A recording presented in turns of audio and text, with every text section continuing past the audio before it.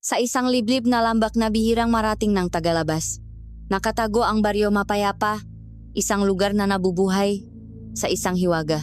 Ang kanilang kasaganaan ay hindi na mumula sa ginto o anumang nakatagong yaman, kundi sa isang biyaya mula sa kalupaan, isang uringang putik na kung tawagin nila ay ang putik na makahimala. Dahil sa putik na ito, ang kanilang maani ay palaging masagana, ang mamahayop ay malulusok, at ang mga karaniwang sakit ay tila isang malayong alaala na lamang. Para sa mga taga Baryo Mapayapa, ang putik ay buhay, isang regalo mula sa mapagpalang lupa na kanilang tinatapakan. Sa payapang takpong ito dumating si Mateo, isang batang health worker mula sa siyudad, dala ang kanyang nga libro, modernong kaalaman, at isang pusong puno ngang hangaring makatulong. Malugot siyang tinanggap ng mga residente sa pangunguna ni Lolo Iking ang kanilang kagalang-galang na pinuno. Ngunit sa likod ng mga ngiti, ramdam ni Mateo ang isang pader sa pagitan ng kanyang siyensya ng kanilang malalim na pananampalataya sa himalang puti. Isa sa nga unang naging malapit sa kanya ay si Aling Nena, isang mabait na ina, at ang kanyang masiyahing anak na si Kiko. Ngunit may isang bagay sa Baryo Mapayapa na hindi may paliwanag ng maaklat ni Mateo. Sa bawat paglubok ng araw, kapag ang hangin ay nagsisimulang lumamig, isang kakaibang himik ang nangingibabaw. Isang himik na malambing at tila walang pinanggagalingan, na nangmumula sa direksyon ng malawak na putikan. Tinatawag ito ng mga taga-baryo na ang awit ng inang lupa, isang tanda na ang kanilang biyaya ay nananatili. Para sa kanila, ito ay musika ng pag-asa. Ngunit para kay Mateo, na isang taong lohikal, ang himik ay nagdudulot ng kakaibang kilabot, isang misteryong nagpapagulo sa kanyang isipan. Habang kausap niya si Aling Nena isang hapon, napansin niya ang isang maliit na marka sa balat ni Kiko. Isa itong tuyong bahagi ng balat sa brasong bata na ang itsura ay parang lupang nabibita dahil sa taktuyot. Nang tanungin niya ito, ngumiti lang si Aling Nena at sinabing, "Ah, laro lang yan sa putikan, Mateo. Ang putik na makahimala rin ang magpapagaling diyan. Ang nasalitang iyon, na dapat sanay na kapag papanatag, ay naiwan lamang ng mas maraming tanong at isang hindi may paliwanag na kaba sa dibdib ni Mateo.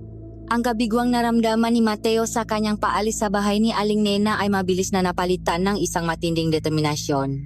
Ang imaheng katawan ni Kiko na dahan-dahang kinakain ng putik, kasabay ng malagim na awit mula sa putikan, ay nagpatunay sa isang bagay na kinatatakutan niya. Hindi isang ordinaryong sakit ang kanyang kinakalaban. Ito ay isang bagay na mas malalim. Isang bagay na nakaugat sa mismong paniniwala at kasaysayan ng Baryo Mapayapa. Alam niyang walang saysay na makipagtalo sa mga taong ang pananampalataya ay kasing tigas ng lupang kanilang tinatapakan. Upang malabanan ang kadiliman, kailangan niya munang maunawaan ito. At sa baryong ito, iisa lang ang pinakmumulan ng lahat ng kaalaman at kasaysayan, si Lolo Iking. Gabi na ng tahakin ni Mateo ang makitit na landas patungo sa bahay ng pinunong Mario. Ang bawat bahay na kanyang madaanan ay may sindi ng gasera, ngunit ang liwanag ay tila nilalamon ng makapal na kadiliman sa paligid. Ang maanino ng mapuno ay parang maigantang kamay na nagbabantay. At sa gitnang lahat, naroon ang himik, ang walang tigil na awit mula sa putikan, mas malinaw at mas mapanglaw ngayon sa katahimikan ng gabi. Ang ilang nga taga-baryo na nasa labas pa ay napapatingin sa kanya. Ang kanilang mamata ay may halong awa at pagtataka. Tila siya isang dayuhang naliligaw sa isang sagradong lupain. Nararamdaman niya ang kanilang nga tingin, mga pader na lalong nagpapahiwalay sa kanya. Ang bahay ni Lolo Iking ay nakatayo sa isang maliit na burol, malayo ng kaunti sa iba. Ito ay luma, gawa sa matitibay na kahoy na pinatanda ng panahon, at napapalibutan ng halamang gamot na ang amoy ay humahalo sa hangin. Pagdating ni Mateo, naabutan niya ang matanda na nakaupo sa isang silyang tumba-tumba sa kanyang beranda, abala sa paglililo ng isang maliit na pirasong kahoy. Sa pag-angat ng kanyang tingin, tila hindi siya nagulat sa pagdating ni Mateo. "Alam kong darating ka, iho," sabi niya sa mahinahong boses. Itinigil ang kanyang ginagawa. "Halika, maupo ka." Pumasok si Mateo at naupo sa isang bangkong kahoy. Sa loob ng bahay, Ang amoy nga pinatuyong dahon at insenso ay mas matindi. Nakasabit sa madingding ang maanting-anting at malumang kasangkapan. Pakiramdam ni Mateo ay pumasok siya sa isang ibang mundo. Isang lugar kung saan ang panahon ay tumigil. Lolo Iking, kailangan ko pong maunawaan. Panimula ni Mateo, sinikap na panatilihing magalang ngunit matatak ang kanyang boses. Ang nangyayari kay Kiko, hindi po ito pangkaraniwan. Tinawag ninyo itong sumpang pakatuyo. Ano po ba talaga yon? At ang putik? Bakit po ganito na lang ang tiwala niyo rito? Isang malalim na buntong hininga ang pinakawala ni Lolo Iking. Ibinaba niya ang kanyang nilililo at tinitigan si Mateo. Ang kanyang mata ay tila nakikita ang kaluluwa ng kausap. Upang maunawaan ang dahon, kailangan mo munang kilalanin ang ugat, Mateo. Ang kasagutan sa iyong tanong ay hindi matatakbuhan sa iyong libro. Ito ay nakasulat sa kasaysayan ng aming lahi. Tumayo ang matanda at kumuha ang 2 tasa ang mainit na salabat. Inabutan niya ang isa kay Mateo. Ang kwento ng Baryo Mapayapa ay kwento rin ng diwatang luwat. Pagsisimula niya, daan-daang taon na ang nakalilipas. Ang lamba na ito ay isang tigang na lupain. Ang aming maninuno ay namumuhay sa gutom at sakit. Halos sumuko na sila sa kanilang kapalaran ng isang gabi. Ang isa sa kanila ay ginabayan ng isang maliit na alitaptap patungo sa isang lugar na hindi pa nila nararating, ang lugar kung saan naroon ngayon ang putikan. Doon, pagpapatuloy ngang matanda, sa gitna ng putikan, sa ilalim ng liwanag ng buwan, nakita nila ang isang napakagandang babae na ang balat ay kulay ngang pinakamayamang lupa at ang buhok ay gawa sa maugat ng halaman. Siya ang diwata ngang luwat, ang espiritu ngang mismong lupang ito. Naawa siya sa kalagayan ng aming ninuno. Nakipagkasundo siya sa kanila. Iaalay niya ang kanyang sariling esensya sa putik, gagawin itong makahimala. Ang putik ay magpapataba sa lupa, magpapalago sa mapananim, at magpapagaling sa anumang sakit. Bilang kapalit, isa lang ang kanyang hiningi, ang kanilang walang hanggang paggalang at pananampalataya. Kailangan nilang alagaan ang kanyang putikan, ituring itong sagrado, at pakinggan ang kanyang awit tuwing takip silim bilang tanda na ang kanilang kasunduan ay nananatili. Mula nun, Mateo, ang Baryo Mapayapa ay namuhay sa kasaganaan. Ang gutom ay naging isang masamang panaginip na lamang. Ang masakit ay nawala. Ang aming buhay ay naging isang testamento sa kabutihan ng diwata. Ang aming kasaganaan ay utang namin sa kanya. Kaya't ang pagtitiwala sa putik ay hindi isang bulak na paniniwala. Ito ay pagtitiwala sa aming kasaysayan, sa aming kaligtasan. Tahimik na nakinig si Mateo sa bawat salita. Ang kwento ay maganda, isang alamat ng pag-asa at kaligtasan. Ngunit para sa kanya, may kulang. May isang piraso ng palaisipan na tila sadyang hindi isinama. Isang napakagandang kwento? Lolo? Sabi niya nang may pag-ingat. Pero paano kung may nakbago? Paano kung ang diwata ay hindi nakasing buti tulad ng dati? Ang nangyayari kay Kiko, hindi po iyon pagpapagaling. Ito po ay parang pananakop. Tila kinukuha ng putik ang kanyang katawan. Ang ngiti sa ngalabi ni Lolo Iking ay unti-unting nawala. Ang kanyang mamata ay lumamig. Ang pagdududa, Mateo, ay isang lason na mas mabilis kumalat kaysa sa anumang sakit.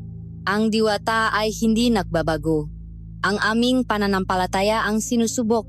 Si Kiko ay gagaling, tulad ng kung paano gumaling ang aming maninunon nun. Ngunit paano kung hindi? Giit ni Mateo. Paano kung ang lunas ninyo ang siyang lason? Tumayo si Lolo Iking, isang senyales na tapos na ang kanilang pag-usap. Iginagalang ko ang iyong hangaring makatulong, iho. Ngunit may mga bagay na hindi mo maunawaan dahil hindi ka isa sa amin. Hayaan mo ang putik na gawin ang kanyang tungkulin. At hayaan mo kaming nga taga rito na gawin ang sa amin. Ito ang aming mundo, Mateo, at may mga batas dito na mas matanda kaysa sa iyong siyensya. Walang nagawa si Mateo kundi tumango at magpaalam. Habang naglalakad siya pabalik, mas mabigat ang kanyang pakiramdam kaysa kanina. Nakakuha siya ng isang kwento, ngunit alam niyang hindi iyon ang buong katotohanan. Ang alamat na isinalaysay ni Lolo Iking ay masyadong perpekto, masyadong simple.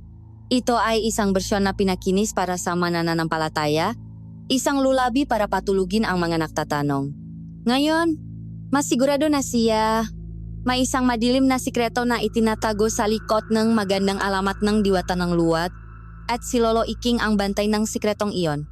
Ang mga bulong ng karaan ay hindi pala mga kwento ng himala, kundi mga babala na sadyang pinahina ang boses. Ang masumunod na araw sa Baryo Mapayapa ay dumaan na may kasamang bigat at pananabik. Ang kalagayan ni Kiko ay hindi bumuti, ngunit hindi rin lumala. Siya ay nasa isang katayuang nakapangingilabot isang buhay na estatwa. Humihinga siya, kumukurap ang kanyang nga mata, ngunit ang kanyang nga braso at binti ay nanatiling matigas.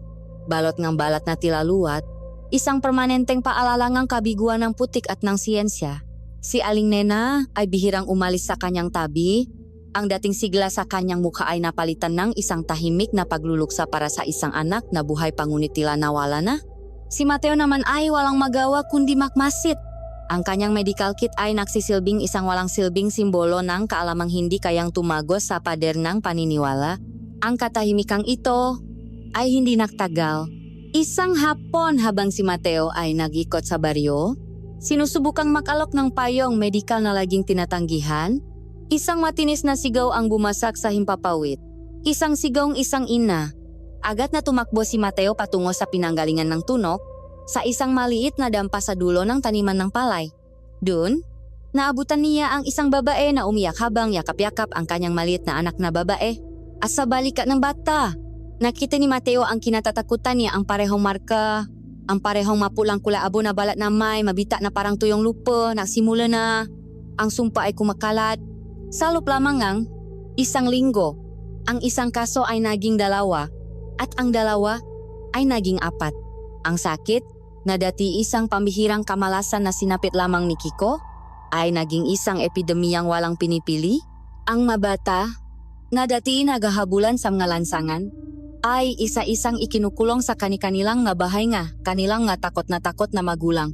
Ang dating masayang baryo ay nabalot ng isang kumot ng takot at hinala. Ang mangiti ay napalitan ng mga pabulong na usapan. Ang putik na makahimala, na dati sentro ng kanilang pag-asa, ay tinitingnan na ngayon ng may pagkaalinlangan. Ang mataw ay patuloy pa rin kumukuha nito, ngunit hindi na dahil sa pananampalataya, kundi dahil sa desperasyon. Sa gitna ng lumalaking takot, isang tao ang tila mas lalong nabuhayan si Berto. Sa isang maliit na tindahan kung saan nagtitipon ang ilang kalalakihan para magkape, biglang pumasok si Berto na humahangos. Ang mga mata ay nanalaki sa takot. Narinig niyo ba? Sigaw niya. Agad nakakuha ng atensyon ng lahat, kasama na ni Mateo na tahimik na nakaupo sa isang sulok. Kagabi. Hindi ako makatulog kaya't sumilip ako sa bintana. Nakita ko, may mga anino. Mga anino na gumagapang mula sa putikan. Sinaki sila nga labaw. At ang kanilang nga mata ay parang 2 nagbabagang uling. Tumigil ka nga diyan, Berto. Kung ano-ano na naman ang nakain mo, saway ngang isang matandang lalaki. Totoo ang sinasabi ko? Giit ni Berto. Nangingini ang boses. At hindi lang yon, may mga pangalan silang ibinubulong. Mapangalan ng mga batang may sakit. Tinatawag silang ng putik. Kinukuha sila. Ang kwento ni Berto ay isang halimaw na binubuang katotohanan at imahinasyon. Ang iba ay tumawa at umiling. Ngunit nakita ni Mateo ang kislap ng takot sa mata ng karamihan. Sa kawalan ng matinong paliwanag, ang makwentong katatakutan ni Berto ay nagsimulang makaroon ng puwang. Sa kanilang maisipan, ang lohika ay natatalo ng lagim. Kasabay ng pagkalat ng sakit at nga makwento ni Berto, ang awit mula sa putikan ay nagbago rin. Napapansin ito ni Mateo tuwing gabi habang siya ay nakaupo sa labas ng kanyang maliit na klinika nakikinig. Ang dating malambing at malungkot na himig ay nawala na. Ang naririnig niya ngayon ay isang tunok na mas mapilit, mas gutom. Ito'y isang panawagan, ngunit hindi isang paanyaya. Ito ay isang pag-angkin. Ang tono ay tumataas at bumababa sa isang ritmong nakakakilabot, at nanunumpa si Mateo na sa tuwing may bagong batang nakakasakit, ang awit ay tila lalong lumalakas, na parabang ito'y nakdiriwang. Ang tensyon sa baryo ay sumabog isang umaga sa mismong plaza. Si Aling Nena, naubos na ang luha at pasensya, ay hinarap si Lolo Iking sa harap ng maraming tao. Ang kanyang boses, na dati mahinhin, ay puno ngayon ng sakit at galit. Lolo Iking, Sigaw niya, nanginginig. Ginawa po namin ang lahat ng sinabi ninyo. Pinahiran namin ng putik ang aking anak araw-araw. Nagdasal kami hanggang sa mamaga, ang aming nga tuhod. Bakit po hindi siya gumagaling? Bakit ninyo hinayaang mangyari ito sa kanya? At ngayon, pati ang anak ni Elena at ni Cardo. Ano po ba talaga ang nangyayari? Ang biyayabang. Diwata ay isa na ngayong sumpa. Ang direktang hamon ni Aling Nena ay nakdulot ng katahimikan sa buong plaza. Lahat ng mga mata ay napabaling kay Lolo Iking, naghihintay ang kasagutan. Sa unang pagkakataon, nakita ni Mateo ang isang bahagyang pagkabahala sa mukha ng matanda. Ngunit mabilis itong nawala, napalitan ng isang anyo ng banal na galit. Ang diwata ay hindi nagbibigay ng sumpa. Nena, matigas niyang sagot. Ang ating pananampalataya ang sinusubok. Marahil, hindi naging sapat ang ating pagtitiwala. Marahil, ang pagdating ng isang tagalabas na puno ng pagdududay, nagdulot ng lason sa ating dalisay na pananampalataya. Ang huling pangungusap ay sinabi niya habang nakatingin ng diretso kay Mateo. Inihagis ni Lolo Iking ang sisi kay Mateo, isang matalinong hakbang para ilihis ang galit ng mga tao. Ang ilan ay tumango, desperadong kumapit sa isang paliwanag na hindi gumuguho sa kanilang mundo. Ngunit ang iba, lalo na ang mamagulang ng mabatang may sakit, ay nakpakita ng pag-aalinlangan sa kanilang mamukha. Ang mabinhinang paghihimaksik laban sa matandang paniniwala ay naitanim na. Ang baryo ay nahahati na ngayon sa pagitan ng nabulak na sumusunod at ng desperadong naghahanap ng tunay na kasagutan. Pinanot ni Mateo ang lahat ng ito mula sa malayo. Nakita niya ang pagkakawata-wata ng isang komunidad na pinaghihiwa-hiwalay ng takot. Ang sumpa ay hindi lamang kumukuha sa mabata. Sinisira nito ang tiwala, ang pagkakaisa, at ang mismong kaluluwa ng baryo mapayapa. Alam niyang tapos na ang panahon ng pagmamasid. Kung hahayaan niyang magpatuloy ito, wala ng baryong may sasalba pa. Kailangan na niyang kumilos, hindi na bilang isang health worker, kundi bilang isang investigador na handang hukayin ang madilim na katotohanang itinatago ng putik na kumakanta. Matapos siyang itauyan ni Lolo Iking sa harap ng baryo, naging isang anino na lamang si Mateo. Ang mapintuan ay nagsasara sa kanyang pagdaan. Ang maina ay mabilis na itinatalikod ang kanilang maanak. Ang dating health worker na may dalang pag-asa ay isa na ngayong simbolo ng pagdududa, isang tagalabas na pinaniniwalaan nilang nagdala ng lason sa kanilang pananampalataya. Ang pag-isa ay naging kanyang permanenteng kasama, ngunit sa halip na panghinaan ng loop, ang pagtatakwil na ito ay nagbigay sa kanya ng kalayaang kumilos sa dilim, malayo sa mga mapanghusgang mata. Kung hindi nila tatanggapin ang kanyang siyensya, kung gayon, hahanapin niya ang katotohanan sa kanyang sariling paraan. Ang kanyang pagsisiyasat ay nagsimula sa puso mismo ng misteryo, ang putikan. Isang gabi, sa ilalim ng manipis na buwan, palihim na tinaha ni Mateo ang landas patungo sa sagradong lugar. Habang papalapit, ang awit mula sa putikan ay tila lalong lumalakas. Hindi na isang malawak na himik na naririnig ng buong baryo, kundi isang personal na bulong na parabang para sa kanya lamang.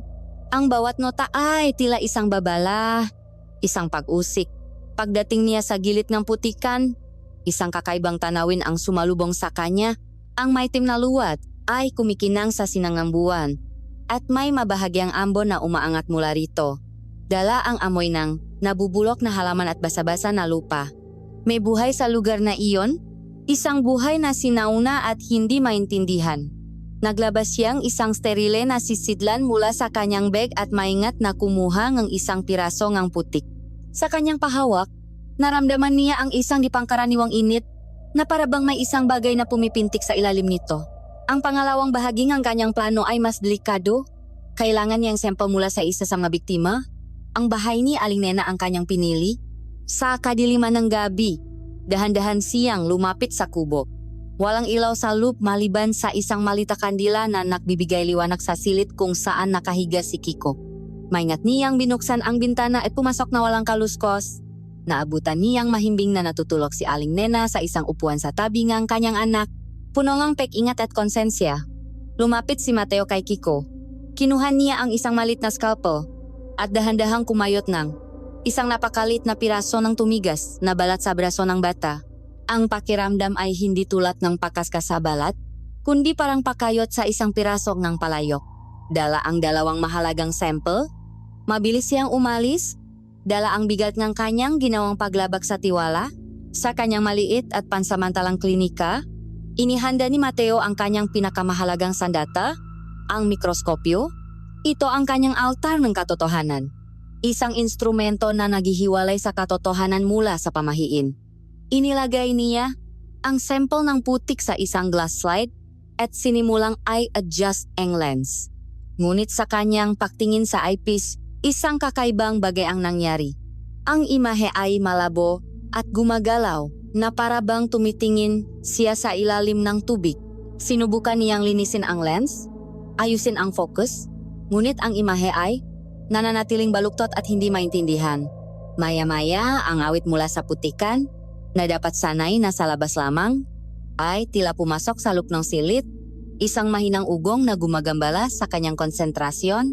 Ipinagpatuloy niya ang pagsusuri, ipinagpalit ang slide ng putik sa slide ng balat ni Kiko. Habang dahan-dahan niyang inililinaw ang focus, isang biglang lamig ang bumalot sa silid, isang lamig na tumatagos sa buto.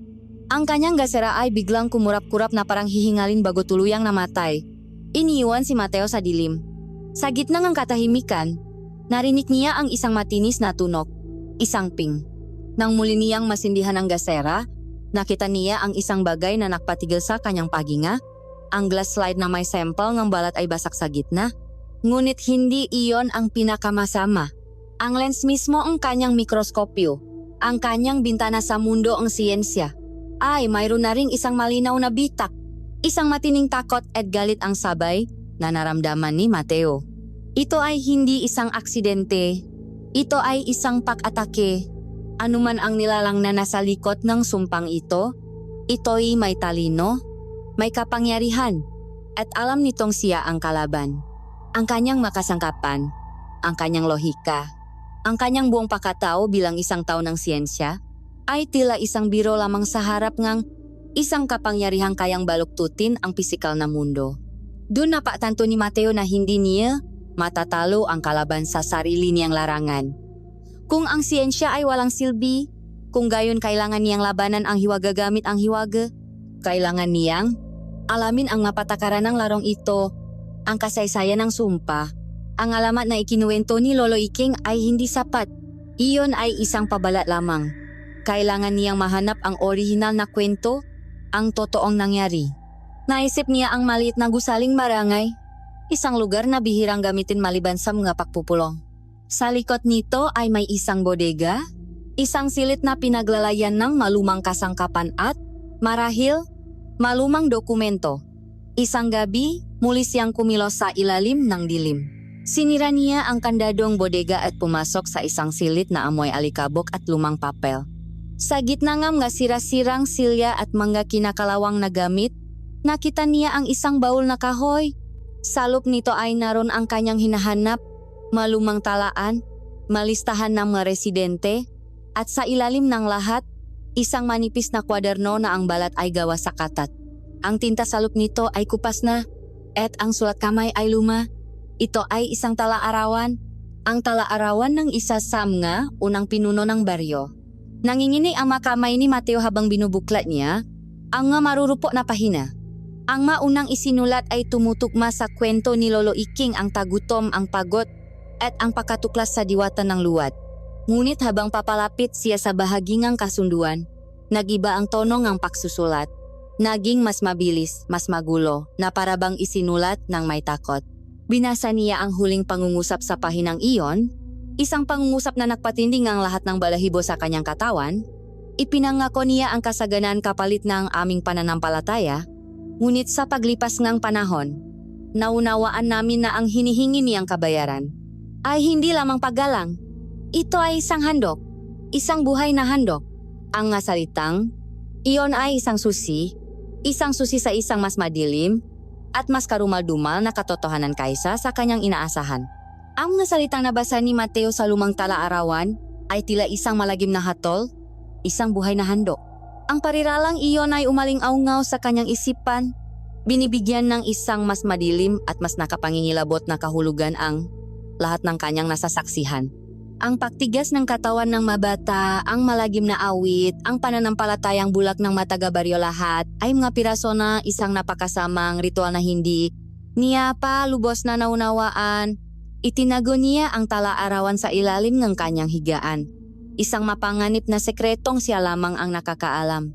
Sa labas, ang baryo mapayapa ay patuloy na nilalamon ng kawalan ng pag-asa. Ang bilang na batang may sakit ay umabot na sa 7 at ang dating panakanakang iyak ay naging isang palagyang tunong ng pagluluksa. Ang putik, na dati sagisak ng biyaya, ay isa na ngayong kinatatakutang halimaw na naghihintay lamang ng susunod na biktima. Sa gitna nga, lumalaganap na kadilimang ito, isang bagong tao ang dumating. Siya ay unang nakita sa gilid ng baryo, malapit sa daanan patungo sa putikan, isang lugar na iniwasan ng lahat. Isa siyang dalaga, hindi taga-roon, at kitang-kita ito sa kanyang ayos. Ang kanyang buhok ay mahaba at medyo magulo, na tila laging hinahangin. Ang kanyang nga damit ay simple at practical, at ang kanyang nga pa ay walang sapin, na para bang sanay na sanay siyang tumapak sa lupa. Walang nakakaalam ng kanyang pangalan o kung saan siya nanggaling. Tinawag na lang nila siyang Lila, dahil sa isang malit na bulaklak na laging nakasabit sa kanyang buhok. Hindi siya gaanong pinansin noong una. Ngunit isang hapon, sa gitna ng plaza, isang ina ang humagulgol nang makita ang unang marka ng sumpa sa kanyang anak. Ito ang pinakabagong biktima. Ang matao ay nakumpulan, ngunit walang magawa kundi magtinginan na may halong takot at awa. Maging si Lolo Iking na naroon ay tila nawalan na nga salitang makapagpapakalma. At dun, sa gitnang kaguluhan, lumitaw si Lila. Walang salita, lumapit siya sa umiyak na ina at sa bata. Ang lahat ay napaatras, nagtataka sa tapang ng dayuhan. Tinitigan ni Lila ang marka sa balat ng bata, hindi nang may takot, kundi nang may pag-aral. Pagkatapos, tumingin siya sa paligid. Ang kanyang nga mata ay tila hinahanap ang isang bagay. Itinuro niya ang isang pangkaraniwang halaman na tumutubo sa gilid ng daan, isang uringang baging na hindi pinapansin ng karamihan. Ang dahon ng dapong lupa, sabi niya sa isang boses na mahinahon ngunit may autoridad. Pitasing ninyo. Nakaalangan men, isang lalaki ang pumitas ng ilang dahon. Inabot niya ito kay Lila.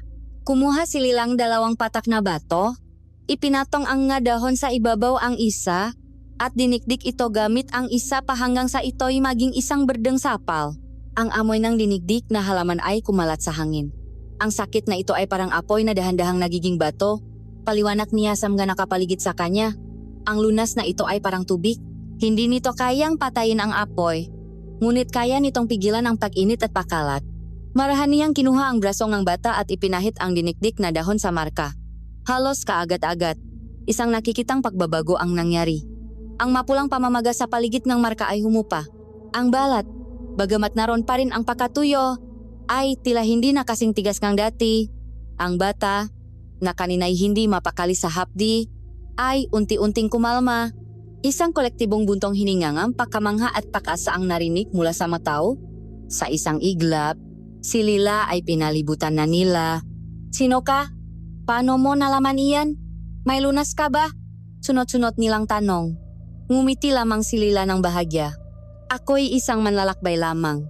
Nakita ko na ang ganitong uringang sakit sa ibang mamalayong lugar. Ito lamang ang aking alam. Ang kanyang masagot ay laging malabo.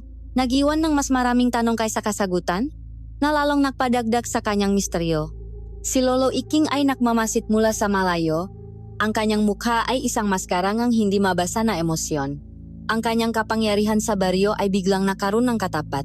Si Mateo, na nasa gilid lamang ng umpukan, ay pinanot ang lahat. Habang ang nga taga-baryo ay nakakitangang isang anghel na sugongangit, si Mateo ay nakakitangang isang mapanganib na anomalya. Ang kanyang isipan ay puno nga tanong, paanong ang isang simpleng halamang gamot ay may epekto sa isang sumpang supernatural? Bakit ngayon lang siya dumating sa panahong sugdulan na ang kanilang desperasyon? At ang kanyang kaalaman ito'y masyadong tiyak, masyadong kalmado, para sa isang simpleng manlalakbay. Napansin din niya ang paraan niyang pagtingin ni Lila sa direksyon niyang putikan. Hindi ito tingin ng isang dayuhan, kundi tingin ng isang taong may malalim na ugnayan dito. Maring galit, maring lungkot.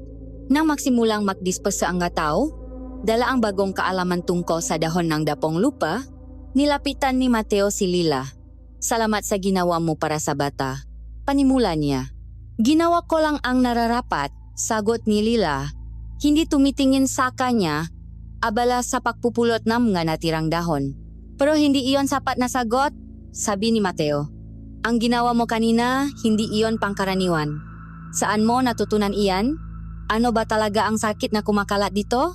At sino ka talaga? Sa wakas, humarap si Lila sa kanya. Ang kanyang nga mata ay malalim at tila nakikita nga tanong na hindi pa niya nabibikas. Marami kang tanong, health worker. Ngunit alin ba ang mas mahalaga ngayon? Ang malaman ang aking pagkatao. O ang mailigtas ang nga batang unti-unting nagiging bato? Ang kanyang nga salita ay tila isang banayat na sampal. Ang iyong malibro at karayom ay walang nagawa para sa kanila. Ang aking kaalaman sa dahon at lupa, kahit papaano, ay nakbigay sa kanilang karagdagang oras. Baka mas mabuting gamitin mo ang oras na iyon para mag-isip ng susunod na hakbang, sa halip na usisain ang isang estranghero. Tinalikuran siya ni Lila at nagsimulang maglakad palayo, papunta sa direksyon niyang kagubatan, na parabang doon siya nakatira. Naiwan si Mateo na nakatayo, puno niyang pakalito at lalong lumalalim na hinala. Tama si Lila, nagbigay siyang oras, ngunit para saan? Isang oras para makahanap ng tunay na lunas o isang oras para sa sumpa na lalong mag-ugat at kumapit? Ang pagdating ni Lila ay nadala ng isang sinak ng paasa sa nagdidilim na baryo. Ngunit para kay Mateo, na may hawak na talaarawang nagsasalaysay ang tungkol sa isang buhay na handog, ang pagdating ng isang misteryosong babae na may kaalaman sa mga lihim ng lupa ay hindi isang pagkakataon. Ito ay isang senyales. Ang pag-asangang nga taga-baryo ay ang pinakmumulan ngayon ng kanyang pinakamalaking takot. Dahil sa kaibuturan ng kanyang puso, nararamdaman niyang si Lila ay hindi ang lunas sa sumpa. Siya ay bahagi nito. Sa loob ng halos isang linggo, ang baryo mapayapa ay nabuhay sa isang huwat na kapayapaan. Ang lunas na dala ni Lila, ang dinikdik na dahon ng dapong lupa, ay tila isang milagro. Ang pagkalat ng sumpa ay huminto. Ang nabatang may sakit, bagamat nanatiling matigas ang nabahaging tawan, ay hindi na lumala. Isang kolektibong buntong hininga ang pinakawalan ng buong baryo. Nakaroon sila ng oras. Isang mahalagang biyaya na nakbigay sa kanilang ng espasyo para muling manalig. Si Lila ay naging isang bayani. Isang misteryosong tagapagligtas na binabantayan ng mataga-baryo ng may paganga at pasasalamat. Si Mateo, sa kabilang banda, ay nanatiling isang anino, isang mapakmasit na estranghero na hindi makabahagi sa bagong pag-asa. Sa tuwing nakikita niya ang ngayon nagpapahit ng lunas sa kanilang nga anak, nakikita niya lamang ang isang pansamantalang solusyon sa isang problemang napakalalim. Ang masalita sa tala-arawan ay patuloy na bumabagabag sa kanya, isang buhay na handog. Ang kapayapang ito, alam niya, ay ang katahimikan bago ang isang mas malakas na bagyo. Ang bagyo ay nagsimula sa bahay kung saan unang tumama ang sumpa. Isang umaga, sa pagising ni Aling Nena, napansin niya ang isang bagay na nagpatigil sa pagtibok ng kanyang puso. Ang bedeng sapal sa katawan ni Kiko ay tila wala ng epekto. Sa ilalim nito, ang kulay abong balat ay nagsimulang kumalat muli, mas mabilis kaysa dati. Gumagapang na parang isang uhaw, nabaging sa kanyang dibdib at mga binti. Ang tigas na datiin na sa kanyang mabraso lamang ay nararamdaman na niya ngayon sa buong katawan ng bata. Sinubukan niyang iangat ang kamay ni Kiko, ngunit ito'y kasing tigas at kasing bigat ng isang bato. Ang balitang ito ay kumalat sa buong baryo na parang apoy sa tuyong damuhan. Ang bawat pamilyang may sakit na anak ay sumugot upang suriin ang kanilang nga mahal sa buhay. At sa bawat bahay, pare-pareho ang kanilang natuklasan. Ang lunas ni Lila ay bigo na. Ang sumpang tila natutulog ay nagising na muli. At ngayon, ito ay mas mabangis, mas walang awa.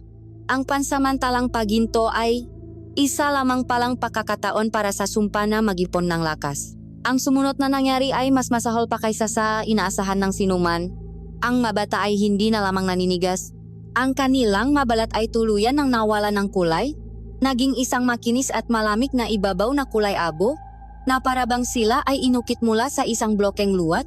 Ang kanilang makasukasuan ay tuluyan ng naksara. Ikinukulong sila sa posisyon kung saan sila huling gumalaw. Naging maperpektong estatwa sila, mamonumentong kawalangang pag-asa. Ngunit ang pinaka nakapangingilabot sa lahat ay ang kanilang mga mata. Sa gitna ng mukhang walang emosyon at mga katawang hindi gumagalaw. Ang kanilang mga mata ay nanatiling buhay. Buhay at puno ng hindi may pahayak na takot. Nakikita nila ang lahat. Naririnig nila ang hagulgol ng kanilang maina. Nararamdaman nila ang pakadurok ng puso ng nilang maama. Sila ay mga bilanggo sa loob ng kanilang sariling makatawan, makaluluwang, sumisigaw sa isang kulungang gawa sa laman at buto na naging bato. Ito ang katuparan ng nabasa ni Mateo. Hindi sila pinapatay ng sumpa. Sila ay ginagawang mabuhay na handog. Ang pag-asa na dinala ni Lila ay gumuho at naging isang alon ng matinding galit at takot. Ang mga taga-baryo na dati sumasamba sa kanya ay siya na ngayong hinahanap para sa makasagutan. Ngunit si Lila ay hindi na matakpuan. Tila siya ay isang aparisyon na nagpakita lamang upang magbigay ng huwat na pag-asa bago tuluyang maglaho. Ang iba ay nagsabing isa siyang mangkukulam na lalong nagpagalit sa diwata. Ang iba naman ay nagsabing isa rin siyang biktima na tumakas na sa takot. Maging si Lolo Iking ay walang masabi. Ang kanyang malumang paniniwala at mga ritual ay wala ng kapangyarihan sa harap ng isang katotohanan ganito kalagim. Sa lahat ng mamagulang, walang sinuman ang nakaramdam ng pakadurok na kasing tindi ng kay Aling Nena. Siya ang unang naniwala sa putik. Siya ang unang nagtiwala kay Lolo Iking. At siya ang unang nakakita sa kanyang anak na tuluyang maging isang buhay na rebulto. Isang gabi, habang nakaupo sa tabi ni Kiko, hinaplos niya ang batong pisngi ng kanyang anak. Tinitigan niya ang mamata nito, mamatang punong luha na hindi kayang tumulo, mamatang sumisigaw ang tulong. At sa sandaling iyon, lahat ng kanyang paniniwala, lahat ng tradisyong kanyang ipinaglaban, ay gumuho. Ang putik ay hindi lunas, ang diwata ay hindi mapakpala, at si Lolo Iking ay isang sinungaling o isang bulak. Sa gitna ng kanyang pagdadalamhati, isang alaala ang pumasok sa kanyang isipan ang mukha ni Mateo, punong paalala, nagmamakaawang pakinggan siya, ang lalaking kanyang itinawil. Ang lalaking naalok ng ibang daan, isang maliit na binhing pagsisisi ang tumubo sa kanyang puso, at kasama nito, isang huling, desperadong hiblang pag-asa. Tumayo si Aling Nena. Tumakbo siya palabas ng kanyang bahay, hindi pinapansin ang ulan na nagsisimula ng pumatak. Tumakbo siya sa mga madudulas na daanan ng baryo, hindi pinapansin ang matingin ng kanyang makapitbahay. Ang kanyang buhok ay basang-basa. Ang kanyang ngapa ay punong putik. Ngunit isa lamang ang kanyang patutunguhan. Sa kanyang klinika, nakaupo si Mateo sa gitnang kanyang masirang kagamitan, hawak-hawak ang lumang tala-arawan.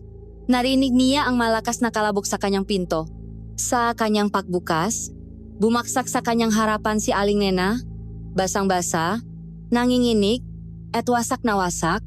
Lumuhod ito sa kanyang harapan, isang imahen na hinding-hindi niya malilimutan. Ang babaeng kumakatawan sa matatak na paniniwalang baryo. Ngayon ay nakaluhod sa harapan ng dayuhang kanyang itinakwil. Mateo, humagulgol siya. Ang kanyang boses ay garalgal. Patawarin mo ako. Hindi ako. Hindi ako. Nakinig sa iyo. Hindi niya mahanap ang tamang nga salita. Ang anak ko, si Kiko. Mateo, buhay pa siya. Nakikita ko sa mamata niya. Nakakulong siya. Nakakulong siya sa loob ng sarili niyang katawan. Pakiusap, hinawakan niya ang laylayan ng pantalon ni Mateo. Ang kanyang nga daliri ay mahigpit na kumapit. Tulungan mo kami, Mateo. Pakiusap, kahit anong kaya mong gawin.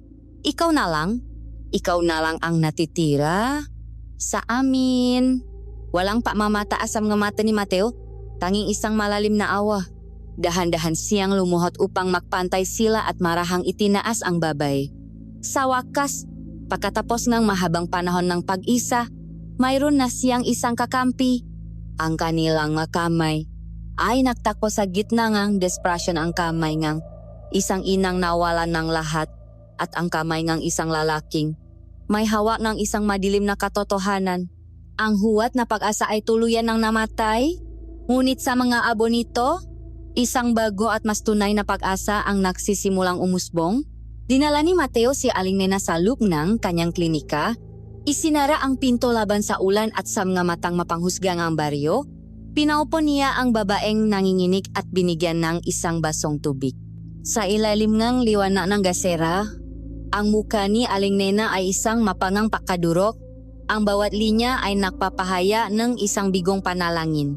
Sa sandaling iyon, alam ni Mateo na ang tiwala ay naipundar na hindi sa pamamagitan ng siyensya, kundi sa pamamagitan ng pinagsamahan nilang desperasyon. Ito na ang tamang panahon. Kinuha niya ang lumang tala-arawan mula sa ilalim ng kanyang higaan at maingat na inilapak sa mesa. Aling Nena, sabi niya sa isang mahinang boses, sa tingin ko, ang sagot ay hindi kailanman nasa putik. Ito ay nasa ating nakaraan. Nangingini ang kamay ni Aling Nena habang hinahawakan ang marupok na kwaderno. Itinuro ni Mateo ang huling pangungusap na kanyang nabasa. Pakinggan niyo po ito, sabi niya, at binasa ng malakas. Ipinangako niya ang kasaganaan kapalit ng aming pananampalataya. Ngunit sa paglipas ng panahon, naunawaan namin na ang hinihingi niyang kabayaran ay hindi lamang paggalang. Ito ay isang handog, isang buhay na handog. Ang masalita ay tila sumabit sa hangin, mabigat at punong lagim. Hindi man lubos na naunawaan ni Aling Nena ang konteksto, naramdaman niya ang katotohanan nito sa kaibuturan ng kanyang kaluluwa, ang imaheng kanyang anak. Si Kiko, isang buhay na estatwa na may mamatang sumisiga, ay biglang nakaroon ng isang mas masahol na kahulugan. Ang maanak natin, naibulong niya, ang kanyang boses ay basak, sila ang handog. Habang pinoproseso nila ang karumal-dumal na katotohanan ito, isang anino ang biglang lumitaw sa may pintuan. Bumukas ito ng walang katok, at doon nakatayo si Lila, basang-basang ang ulan, ang kanyang buhok ay dumidikit sa kanyang mukha, ang kanyang mamata ay hindi nakatingin sa kanila, kundi sa lumang tala-arawan na nakalatak sa mesa. Isang sigaw ng galit ang kumawala kay Aling Nena. Ikaw! Tumayo siya, nanginginig sa galit. Nilinlang mo kami. Binigyan mo kami ng pag-asang walang laman. Ang lunas mo ay isang kasinungalingan. Ngunit si Lila ay hindi gumalo.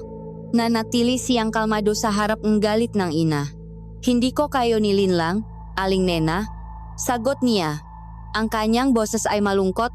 Binigyan ko lang kayo ng oras. Oras para ihanda ang inyong masarili sa katotohanan mas masakit pa kaysa sa aking kasinungalingan.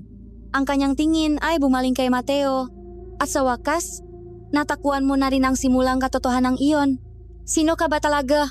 Tanong ni Mateo. Itinayo si Aling Nena at inilagay ang sarili sa pagitan nila. Paano mo nalaman ang tungkol dito? Itinaas niya ang tala-arawan.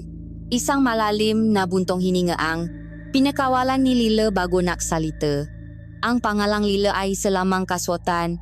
Ako ay nakmula sa isang angkan na mas matanda pa sa baryong ito. Kami ang orihinal na tagapagbantay nga. Diwata nga luwat. Ang pag-amin na iyon ay nakdulot ng katahimikan sa silid. Ang kwentong alam ninyo, pagpapatuloy ni Lila, ang kwentong isinalaysay sa inyo ni Lolo Iking ay isang magandang alamat na isinulat para pagtakpan ang isang karumal-dumal na krimen. Totu, noong una, ang diwata ay mapakbigay. Ibinahagi niya ang kanyang kapangyarihan ng walang kapalit kundi pagalang. Ngunit ang inyong nga ninuno ay hindi nakontento. Sila ay naghangat ng higit pa. Sa pangungunang isang pinuno na sakim sa kapangyarihan, nagsagawa silang isang madilim na ritual. Hindi nila pinarangalan ang diwata. Binilanggo nila siya. Ginamit nila ang isang sinaw ng artepakto, isang pusong bato na may kakayahang ikulong ang isang espiritu, at itinali nila ang esensya ang diwata sa putikan. Mula sa isang malayang diyosa, ginawa nila siyang isang alipin, isang walang hanggang baterya ng himala na sa pilitan nilang kinukuhanan ng lakas para sa kanilang kasaganaan. Napahawak sa bibig si Aling Nena sa gulat. Si Mateo naman ay nakinig ng maigi. Ang bawat salita ni Lila ay nagdudugtong sa mamisteryong gumugulo sa kanyang isipan. Ang pambibihak na iyon, sabi ni Lila, ang kanyang boses ay naging mas madilim, ay may katumbas na presyo, Ang kapangyarihan ng diwata, na ngayon ay nababahiran ng kanyang walang hanggang pakdurusa at galit, ay naging hindi na matatag. Ang selyo na nakukulong sa kanya ay nangangailangan ng bayad para manatiling buo. At ang bayad ay ang buhay na handog. Ang sumpa ay hindi parusa mula sa diwata. Ito ay isang mekanismo ng selyo. Kinukuha nito ang sigla ng inyong nga anak. Ginagawa silang nga sisidlang bato upang doon pansamantalang itago ang sobrang pihati at galit ng diwata na nakbabantang sumira sa kanyang bilangguan. At ang awit ng inang lupa, dagdag niya, tila nasasaktan. Iyon ay hindi isang awit ng biyaya. Iyon ang kanyang sigaw. Ang walang katapusang pag-iyak ng isang diyosang pinagtaksilan at ibinilanggo. Naging malinaw na ang lahat kay Mateo. Ang nga estatwang bata, ang awit na punong pihati, ang kasaysayang punong butas, lahat ay akma. Ang aking nga ninuno, pag-amin ni Lila, ay ang nga tagapagbantay na nabigong protektahan siya. Itinabo sila mula sa lupaing ito, dala ang kahihiyan ng kanilang pagkatalo. Sa loob ng maraming henerasyon, ipinasa namin ang tunay na kwento, isang paalala ng aming utang na kailangang bayaran. Ako ang isinugo pabalik dito, upang alamin kung may pag-asa pa bang itama ang isang sinaunang pagkakamali. Nahintay ako, nakmasit, hanggang sa ang inyong pananampalataya sa kasinungalingan ay tuluyan, nang gumuho at maging handa na kayong harapin ang katotohanan. Kung gayon, sabi ni Mateo, ang kanyang isip ay hindi na naghahanap ng paliwanag kundi ng solusyon. Ang nga bata, hindi sila magagamot dahil hindi ito isang sakit. Sila ay bahagi ng isang selyo. Para mailigtas sila, kailangan nating sirain ang selyo. Kailangan nating palayain ang diwata. Tumango si Lila. Ang kanyang mamata ay nagpapakita ng isang bahagyang pahanga sa mabilis na pag-unawa ni Mateo. Iyon nga ang tanging paraan. Ngunit ang pagpapalaya sa isang espiritu na ilang siglo ng punong put ay isang napakalaking panganib. Hindi natin alam kung ano ang kanyang gagawin kapag siya'y nakawala na. Natahimik silang tatlo. Sa labas, ang ulan ay patuloy na bumubuhos at ang awit ng diwata ay patuloy na nananangis. Ngunit sa loob ng maliit na klinika, isang bagong alyansa ang nabuo. Ang siyentipiko, na ngayon ay naniniwala na sa hindi may paliwanag, ang ina, na ang pananampalataya ay nawasak at muling nabuo sa ngalan ng katotohanan, at ang tagapagbantay, na nagbabalik upang tapusin ang isang laban na sinimulan ng kanyang maninuno. Ang kanilang misyon ay malinaw na ngayon. Hindi na ang paggamot sa isang sumpa, kundi ang pagsasagawa ng isang pagtakas para sa isang binihag na diyosa, anuman ang maging kahihinatnan nito. Sa loob ng maliit na klinika, ang hangin ay mabigat dala ng katotohanang ibinunyak ni Lila, ang alyansa sa pagitan ng siyentipiko, ng ina, at ng tagapagbantay ay nabuo sa gitna ng desperasyon. Ngunit ngayon ay kailangan na itong maging isang alyansa ng pakilos. Ang bawat minuto na lumilipas ay isa na namang minutong pagdurusa para sa mga batang bilanggo at sa nakakulong na diwata. Ang selyo, paliwanag ni Lila, ang kanyang boses ay mahina ngunit matatak habang iginuguhit niya ang isang mapangambaryo sa maalikabo na sahig. Hindi ito isang simpleng mahika. Ito ay isang pisikal na bagay isang pusong bato na kinuha mula sa kailaliman ng isang bulkan. Ito ang sisidlan ng kanyang esensya. At itinago ito ng inyong maninuno sa lugar na hindi sinuman maghihinala, sa lugar na kanilang ginawang sentro ng kanilang bagong pananampalataya para pagtakpan ang kanilang kasalanan. Itinuro niya ang isang punto sa gitnang mapa. Nasa ilalim ito ng pinakasasahig ng inyong simbahan. Nanlaki ang mamata ni Aling Nena. Ang simbahan? Ngunit, iyon ay sagrado. At si Lolo Iking, hindi niya tayo hahayaang makalapit doon. Iyon nga ang punto, sabi ni Mateo, na ngayon ay naiintindihan na ang kabalintunaan ng lahat. Ginamit nila ang isang sagradong lugar para itago ang isang karumal-dumal na krimen. Si Lolo Iking ang magiging pinakamalaki nating hadlang. Habang sila ay nag-usap, sa labas, ang takot ay nagsisimula ng mag-anyong galit. Ang pagkawala ni Lila matapos ang pagkabigo ngang kanyang lunas, ay nagiwan na ang isang malaking puwang na muling pinasok ni Lolo Iking. Nakikita ang pahina ng kanyang impluensya at ang pagkalat ng mga bulong-bulungan laban sa kanya. Nagpasya siyang gumawang isang despradong hakbang upang muling paktibayin ang kanyang kapangyarihan at ang pananampalataya ng baryo. Ipinatawag niya ang lahat ng natitirang taga-baryo sa gilid ng putikan para sa isang malaking ritual ng pagpapakalma at paglilinis. Nakatago sa di kalayuan, pinanut ni na Mateo, Lila at Aling Nena ang pagtitipon. Dalangam nga tao ang naalay prutas, bulaklak at mga manok. Ang kanilang mamuha ay pinahalang takot at isang manipis na hiblangang pag-asa na baka sakaling sa huling pagkakataon, ang kanilang pananampalataya ay gumana. Nagsimulang magdasal si Lolo Iking sa sinaunang wika. Ang kanyang boses ay malakas at umalingaw-ngaw sa buong lambak. Humihingi siya ng kapatawaran sa diwata, hindi para sa kasalanan ng pambibihag, kundi para sa lason ng pagdududa na dinala ng madayuhan. Ang bawat salita niya ay isang patama kay Mateo, isang pahugas kamay sa harap ng isang papalapit na trahedya. Isang malaking pagkakamali. Bulong ni Lila.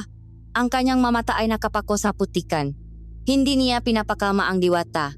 Ginagalit niya ito. Sa bawat dasal at alay, ipinapaalala lamang niya rito na isa pa rin siyang bihag na pinagsasamantalahan. At tila narinig ng diwata ang kanyang salita. Sa kalagitnaan ng dasal ni Lolo Iking, isang biglaang pagbabago ang nangyari. Ang malungkot na awit na walang tigil na umagos mula sa putikan ay biglang huminto. Isang nakabibinging katahimikan ang pumalit, mas nakakatakot kaysa sa anumang sigaw. Ang hangin ay tumigil sa pag-ihip. Maging ang makuliglik ay natahimik. Pagkatapos, isang mababang ugong ang nagsimulang maramdaman, hindi isang lindol, kundi isang pag-ungol na nakmumula sa kailaliman ng lupa.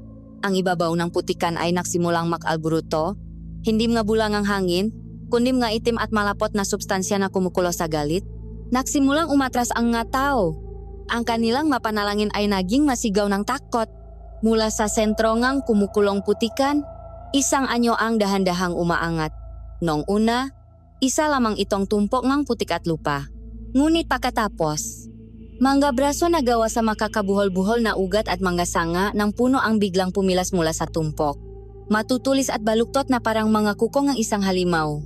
Isang katawan ang nabuo, isang baluktot na bersyon ng isang babae, walang kinis, walang ganda, kundi puro gaspang at tulis, at sa lugar kung saan dapat naroon ang mukha, isang malaking butas ang bumuka, at mula sa butas na iyon, isang tunok ang lumabas hindi na isang awit, kundi isang nakatutulik na sigaw.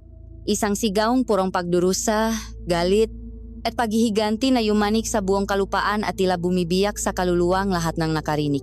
Hindi ito ang mapagpalang diwata ng kanilang nga alamat. Ito ay isang bangungot na nabigyan ng katawan. Ito ang pisikal na manifestasyon ng ilang siglong pagkakakulong at pagtataksil. Si Lolo Iking ay natigilan, ang kanyang mukha ay isang maskarang hindi makapaniwalang takot. Ang Diyos ang kanyang pinaksilbihan at pinrotektahan sa pamamagitan ng kasinungalingan ay nakpakita na sa kanyang tunay at nakapangingilabot na anyo. Ang pananampalataya ng mga taga-baryo ay hindi lang nasira, ito ay dinurok at naging abo sa isang iglap. Ang halimaw na putik ay hindi humabol, mas masahol pa ang ginawa nito. Itinaas nito ang isa sa kanyang nga brasong ugat at ibinagsak ito ng buwang lakas sa lupa. Isang itim na enerhiya ang gumapang sa lupa na parang kidlat. Ang epekto ay mabilis at walang awa. Ang mataga-baryo na pinakamalapit sa putikan, ang mapinakamatapat na alagad ni Lolo Iking, ay biglang napasigaw. Ang basang lupa sa kanilang mga paa ay biglang naging buhay na putik na mabilis na gumapang sa kanilang nga binti, sa kanilang katawan, nilalamon sila sa isang yakap ng bato. Ang prosesong pagiging estatwa, na dati inaabot ng ilang araw, ay naganap sa loob lamang ng ilang segundo. Sila ay nagyelo sa gitna ng kanilang pagtakbo. Ang kanilang nga mukha ay permanenteng nakaukit sa isang ekspresyon ng sukdulang takot. Takbo! Sigaw ni Mateo. Tumalikot silang tatlo at tumakbo ng buong bilis, palayo sa tanawin ng lagim. Sa kanilang likuran, ang sigawng diwata ay patuloy na umalingaw-ngaw. Isang deklarasyon ng digmaan laban sa lahi na bumihag sa kanya. Nakulong silang tatlo sa klinika ni Mateo.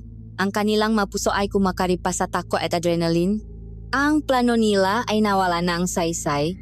Ang kanilang oras ay naubos na. Hindi na ito isang misyon ng pagliligtas sa 7 bata. Ito na ay isang misyon ng pagliligtas sa sinumang natitira pa sa buong baryo. Nagising na siya, sabi ni Lila. Ang kanyang boses ay nanginginig sa unang pagkakataon. At hindi na siya muling matutulog hanggat hindi siya nakakawala o hanggang sa maubos tayong lahat. Mula sa bintana, tanaw nila ang halimaw na ngayon ay nakatayo ng maringal sa gitna ng putikan, napapalibutan ng mabagong estatwa ng kanyang dating mananamba. Ang sumpa ay hindi na isang gumagapang na sakit, ito na ay isang nagwawalang pisikal na put. Wala ng oras para mag-isip o mag-alinlangan. Ang susunod na hakbang ay kailangang maging ang huling hakbang. Nasa loob sila ang klinika. Ngunit ang sigaw na wawalang diwata sa labas ay tila tumatagos sa mga dingding na kahoy. Isang walang tigil na paalalang kanilang papalapit na katapusan. Ang bawat pagyaning ng lupa na kasabay ngang sigaw nito ay nagpapahiwating ang isang kapangyarihang hindi nila kayang tapatan. Ang pagtakbo ay imposible. Ang paglaban ay isang tiyak na kamatayan. Sila ay nabibilanggo sa pagitan ng isang nakwawalang diyosa at ng isang baryong nagiging isang hardin ng mga estatwa.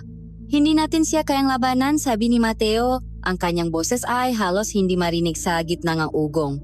Tingnan ninyo siya. Gawa siya sa lupa. Paano mo lalabanan ang mismong lupang tinatapakan mo? Hindi natin kailangang talunin ang halimaw. Sagot ni Lila. Ang kanyang mata ay nagliliyap sa isang desperadong determinasyon. Kailangan nating basagin ang kanyang kulungan. Ang halimaw na iyan ay hindi ang tunay na diwata. Iyan ay ang pisikal na anyo ng kanyang pakdurusa at galit. Ang tunay niyang esensya ay nasa pusong bato pa rin sa ilalim ng simbahan. Kung mababasak natin iyon, ang kapangyarihan niya ay babalik sa kanya. Mawawala ang pisikal na anyong iyan. At ano ang mangyayari pagkatapos? Tanong ni Aling Nena, nanginginig. Kapamalaya na siya. Isang Diyos ang punong galit. Ano ang gagawin niya sa atin? Hindi natin alam, paamin ni Lila. Maaring patawarin niya tayo. O maaring tapusin niya tayong lahat bilang kanyang huling ganti. Ngunit ito na lang ang natitira nating pag-asa. Ito na lang ang pagkakataon ng mabata na makabalik. Ang salitang iyon ay tumama sa puso ni Aling Nena. Ang imaheng matang takot ni Kiko ay nakbigay sa kanyang ang tapang na hindi niya akalain mayroon siya. Kung gayon, iyon ang gagawin natin, sabi ni Mateo. Ang kanyang pag-isip ay lumilipat na mula sa takot patungo sa pagpaplano. Kailangan nating makarating sa simbahan. Kailangan nating nang nagamit para basagin ang sahig at ang pusong bato. Nga piko, nga bareta, nga maso. Ngunit paano? Tanong ni Aling Nena. Ang halimaw ay nasa labas at si Lolo Aiking hindi siya papayak. Para sa kanya, ang gagawin natin ay isang kalapastanganan. Gagamitin natin ang gulo, sabi ni Mateo.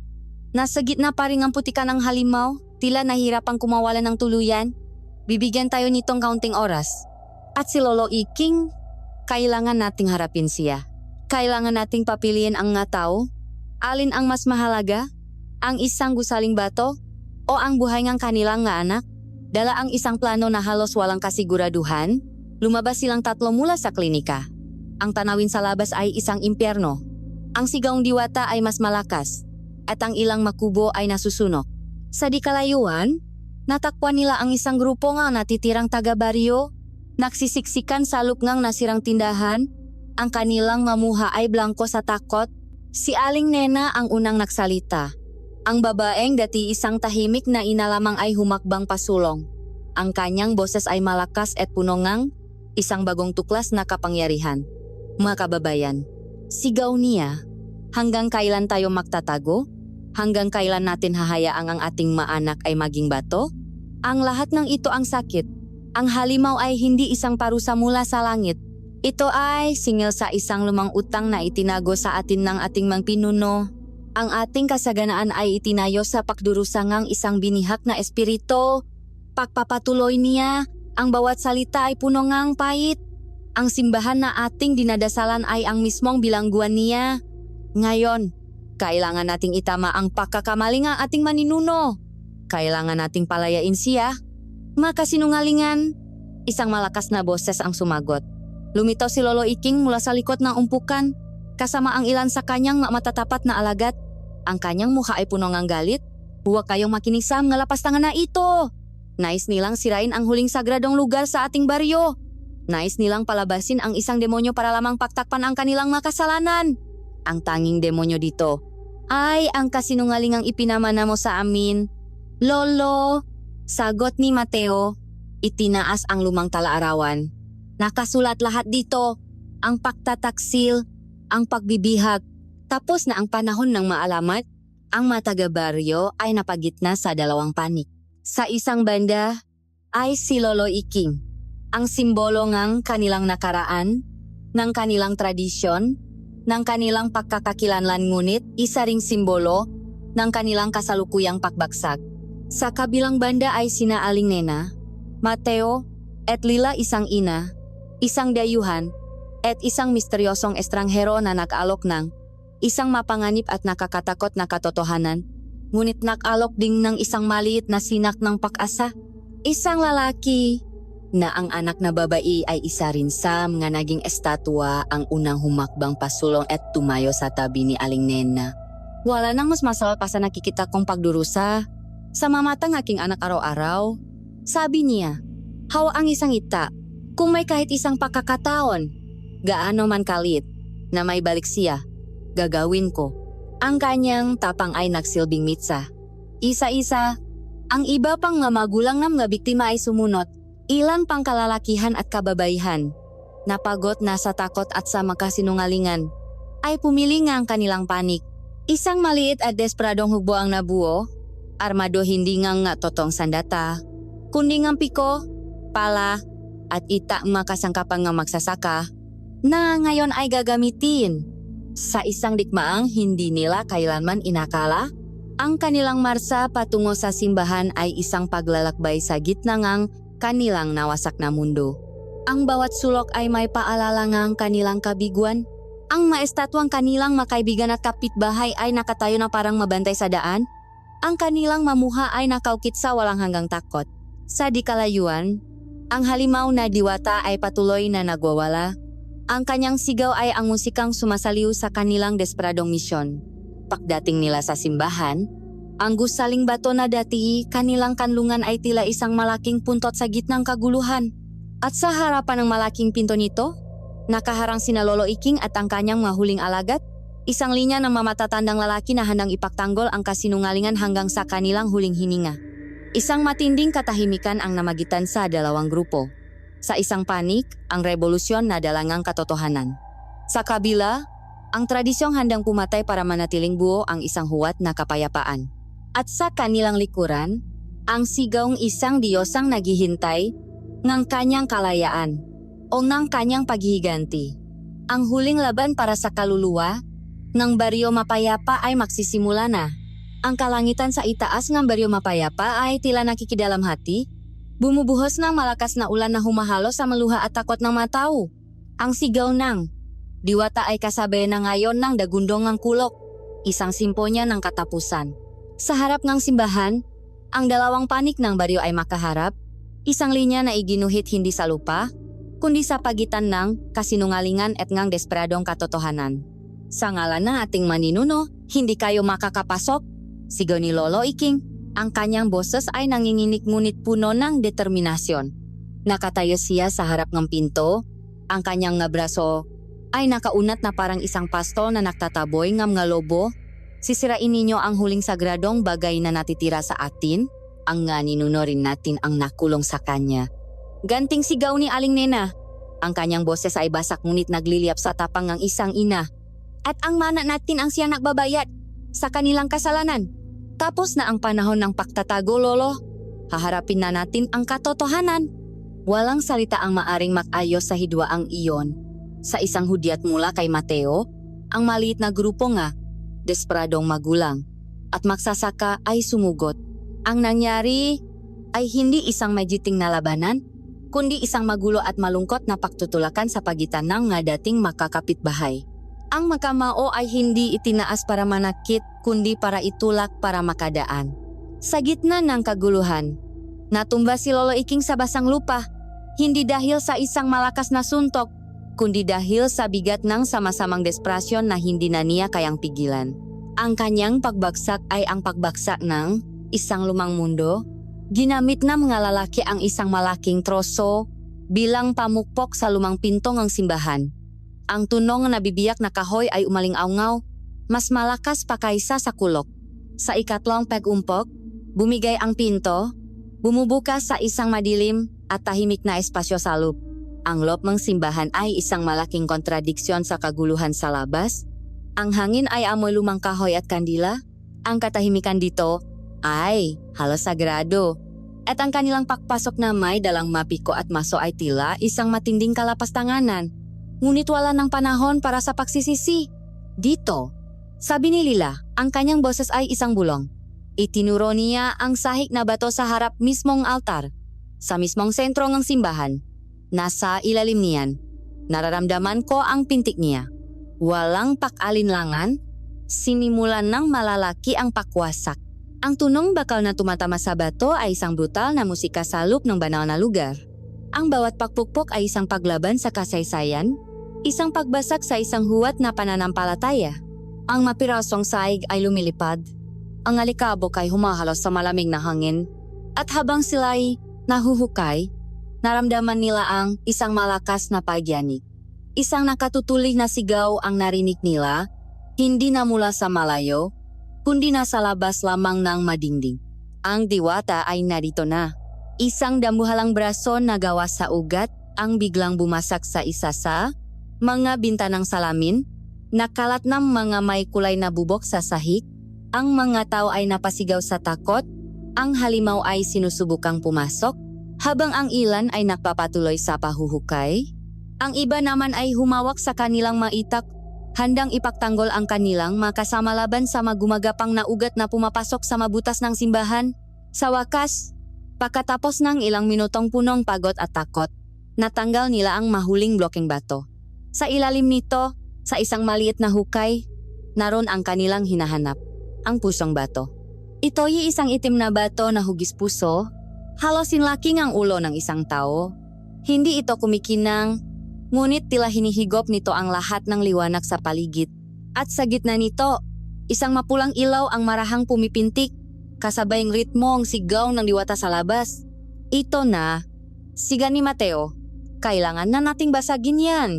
Ngunit bago pa man nila mayangat ang kanilang mamaso, isang mas malakas na pag-atake ang yumanik sa buong simbahan. Ang isang bahagi ng bubong ay gumuho, nagbagsak ng malalaking pirasong kahoy at bato. Si Lila, na siyang pinakamalapit sa hukay, ay mapapahamak sana sa isang malaking trosong babagsak ng. Si Berto, na kanina pa nakatago sa ilalim ng isang lumang upuan sa sulok at nanginginig sa takot, ay biglang tumayo para tumakbo. Sa kanyang pakmamadali at pakasindak sa isang ugat na gumapang malapit sa kanya, natapilok siya sa isang nakakalat na bangko. Ang kanyang pagbagsak ay naktulak sa isang mataas at mabigat na kandelabra. Ang kandelabra ay bumaksak ng may malakas na kalabok. Tinatamaan ang pabagsak na troso at inililihis ito ng direksyon. Dumaan ito sa tabi mismo ni Lila at sa halip na durugin siya, bumaon ito sa sahig na 1 pulgada lang ang layo sa kanya. Hindi ito isang gawang kabayanihan. Ito ay isang gawang purong, aksidenteng katangahan na nagligtas ng isang buhay. Ang insidenteng iyon ay tila isang hudyat. Nagising ang lahat mula sa kanilang pakasindak, dala ang bagong determinasyon. Itinaas ng isang magsasaka ang pinakamalaking maso at ibinaksak ito ng buong lakas sa pusong bato. Isang matinis na tunok ang lumabas mula sa bato. Muli at muli. Sa bawat pakpukpok, mas lumalakas ang pagyanig ng simbahan at mas tumitindi ang sigaw ng diwata. Lahat tayo, sigaw ni Mateo. Sabay-sabay, ang lahat ng may hawak na gamit si Mateo, si Aling Nena. Ang mga magsasaka ay sabay-sabay na pumukpok sa itim na bato. Sa huling, desperadong pakbaksak, isang manipis na linya ng pulang ilaw ang lumitaw sa ibabaw ng bato. Ang linya ay mabilis na gumapang, na parang isang gagambangang liwanag, hanggang sa nabalot nito ang buong bato. Pagkatapos, sa isang nakabibinging katahimikan, ang pusong bato ay sumabog. Hindi ito isang pagsabog ng poy o bato, kundi isang pagsabog ng purong puting liwanag. Ang liwanag ay napakatingkat anupat na papikit silang lahat. Nilalamon ang lahat ng anino sa loob ng simbahan. Kasabayang liwanag, ang sigong diwata sa labas ay nagiba. Ang galit ay naging isang sigaw matinding sakit, na mabilis na naging isang sigaw paglaya, isang huling, malakas na nota na puno lahat ng pihati at kalayaan ng daan-daang taon. At pagkatapos, katahimikan. Dahan-dahan, iminulat ni na Mateo ang kanilang mamata. Ang liwanag ay nawala na. Ang sigaw ay wala na. Ang ugong ay tumigil na. Ang halimaw na sumisira sa kanilang simbahan ay naglaho na. Ang ngaugat nito ay naging alikabok. Sa labas, ang katawan ng diwata ay unti-unting gumuho. Naging isang tumpok ng ordinaryong putik na dahan-dahang tinatangay ng humihinang ulan. Ang bayo, na tila tapos na rin ang misyon, ay nagsimulang tumila. Nakatayo sila sa gitna ng guhong ng ilang simbahan, humihingal, sugatan, ngunit buhay. Ang hangin ay malinis na sa unang pagkakataon sa loob ng mahabang panahon. Ang sumpa ay nabasak na, nagtagumpay sila. Ngunit sa kanilang tagumpay, naiwan silang nakatayo sa abong mundong kanilang winasak upang mailigtas lamang ito. Ang katahimikan na pumalit sa sigawng diwata ay mas mabigat kaysa sa anumang tunog. Sa loob ng winasak na simbahan, ang nga nakaligtas ay dahan-dahang tumayo. Ang kanilang nga katawan ay punong sugat at pagod. Ang kanilang nga kaluluwa ay pinanday sa apoy ng isang sinaunang laban. Ang gamoing basang lupa at ozone mula sa kulog ay humahalo sa alikabok na magumuhong bato. Tapos na nga ba? Isang mahinang ubo mula sa labas ang unang bumasak sa katahimikan. Sumunod ang isa pa at pagkatapos ay isang ungol. Nakatinginan sina Mateo at Aling Nena bago sabay na tumakbo palabas, kasunod ang iba pa. Ang tanawin sa labas ay isang milagrong kasunod ng isang bangungot. Ang malakas na ulan ay nakuhugas sa mahuling bakas ng halimaw na putik. At ang maestatwa ang kanilang makaibigan, kapitbahay, at mga anak ay nagsisimulang makabitak-bitak. Ngunit hindi ito ang pagbibitak ng isang nababasak na bato. Ito ay ang pagbibitak ng isang balat, ng isang bahay uwat. Ang kulay abong ibabaw ay natutuklap, nalalaglag sa lupa na parang matuyong dahon, at inilalabas nito ang maputlang balat ng tao sa ilalim. Ang mataong ilang sandali lang, ang nakalipas ay, mabilanggong ang bato ay, isa-isang bumabagsak sa lupa, nanginginig, mahina, ngunit humihinga, buhay. Ang hagulgol ng kagalakan ay pumalit sa mga sigaw ng takot. Ang bawat pamilya ay tumakbo upang yakapin ang kanilang mamahasa buhay na nakbalik. Hinanap nga mamatay ni Aling Nena ang kanyang anak. Doon, sa tabi ng isang haligi, ang estatwa ni Kiko ay nagiging tao muli. Tumakbo si Aling Nena at sinalo ang kanyang anak habang ito'y marahang bumabagsak. "Kiko, anak ko!" Umiyak niyang sabi habang hinahaplos ang mukhang bata na ngayon ay malambot na muli. Dahan-dahang iminulat ni Kiko ang kanyang nga mata. Litong-lito, ngunit buhay. Ang kanilang pagyayakapan sa gitnang ulan at manggaguho ay ang simbolo ng tagumpay ng buong baryo. Ngunit ang paglaya ay may iniwang marka. Habang unti-unting nanunumbalik ang kulay sa balat ng mga gumaling, isang bagay ang nanatili. Sa mga bahagi ng kanilang katawan kung saan pinakamatindi ang sumpa, may mga pilat na naiwan, mga pilat na maputla at may kakaibang tekstura, tila mga mapang isang tuyong ilok na permanenteng nakaukit sa kanilang balat. Ito ang paalala na hindi maaring ganap na mabura ang nakaraan. Ito ang peklat ng kasalanan ng kanilang maninuno at ng kanilang sariling pagbubulak-bulagan. Isang tanda na habang buhay nilang dadalhin. Sa gitna ngang makahalong saya at pihati, natakpuan nila si Lolo Iking. Nakaupo siya sa isang nabuwal na haligi, hindi sugatan sa katawan, kundi wasak sa kaluluwa. Ang kanyang mata ay blanko, nakatingin sa kawalan.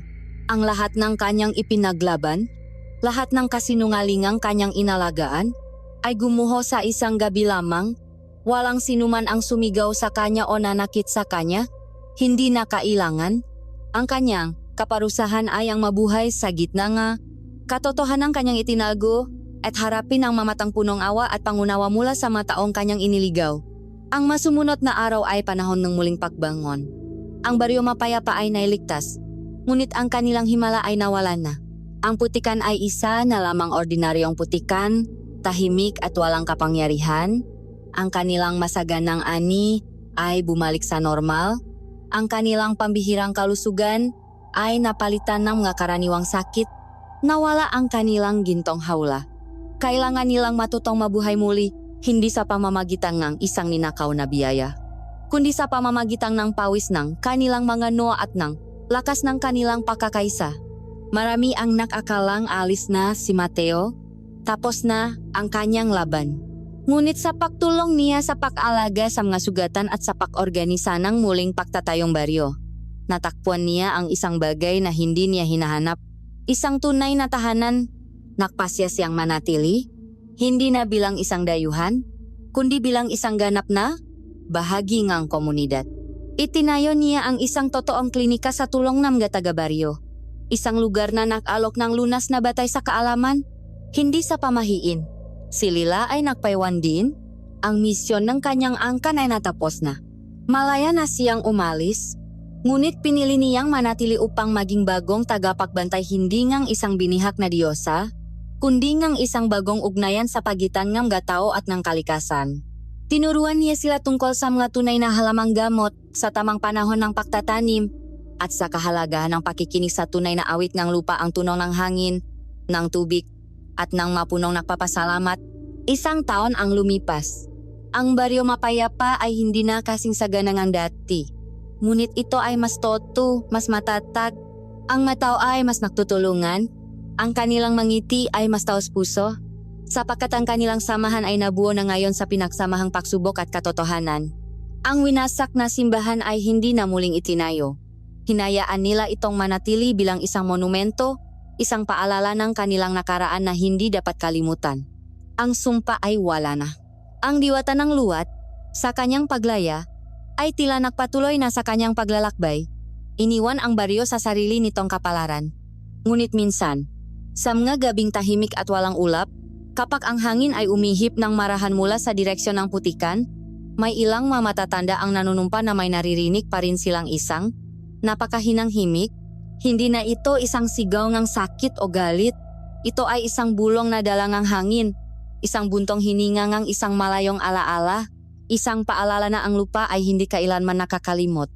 Ang lihim ng putik na kumakanta ay hindi na isang lihim, ngunit ang kanyang malungkot na himik ay mananatiling bahagi ng kanilang kwento, magpakailanman.